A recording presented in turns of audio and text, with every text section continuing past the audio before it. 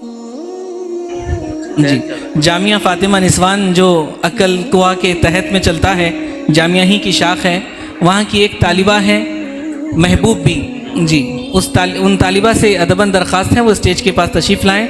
हज़रत वाला की ख्वाहिश है कि उनकी तकरीर हो, उस मासूम तालिबा की तकरीर हम सबको भी सुनना है हज़रत के बयान से पहले।